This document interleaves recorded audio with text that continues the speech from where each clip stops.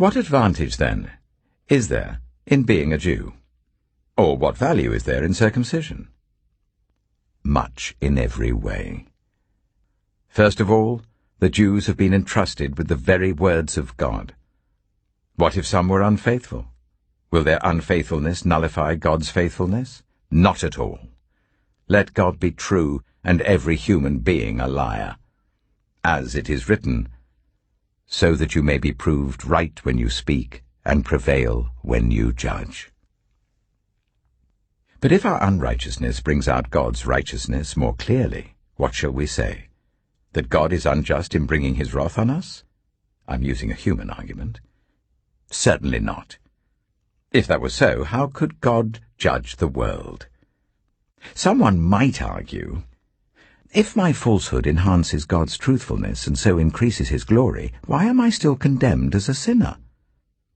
Why not say, as some slanderously claim that we say, let us do evil that good may result? Their condemnation is just. What shall we conclude, then? Do we have any advantage? Not at all. For we have already made the charge that Jews and Gentiles alike are all under the power of sin.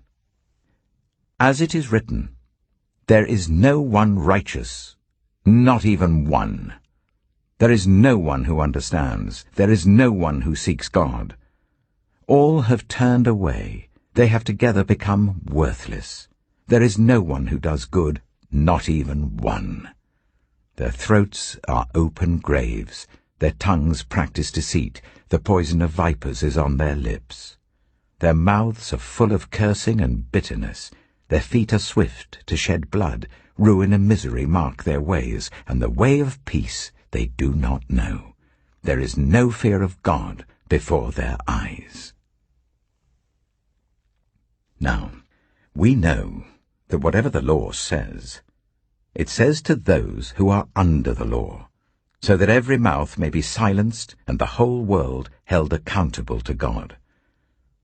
Therefore no one will be declared righteous in God's sight by the works of the law. Rather, through the law we become conscious of our sin. But now, apart from the law, the righteousness of God has been made known, to which the law and the prophets testify. This righteousness is given through faith in Jesus Christ to all who believe. There is no difference between Jew and Gentile, for all have sinned and fall short of the glory of God, and all are justified freely by his grace through the redemption that came by Christ Jesus. God presented Christ as a sacrifice of atonement through the shedding of his blood, to be received by faith. He did this to demonstrate his righteousness, because in his forbearance he had left the sins committed beforehand unpunished. He did it to demonstrate his righteousness at the present time, so as to be just and the one who justifies those who have faith in Jesus.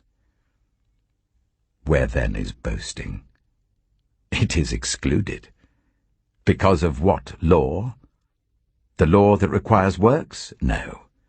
Because of the law that requires faith. For we maintain that a person is justified by faith, apart from the works of the law. Or is God the God of Jews only? Is he not the God of Gentiles too? Yes, of Gentiles too, since there is only one God who will justify the circumcised by faith and the uncircumcised through that same faith. Do we then nullify the law by this faith? Not at all. Rather, we uphold the law.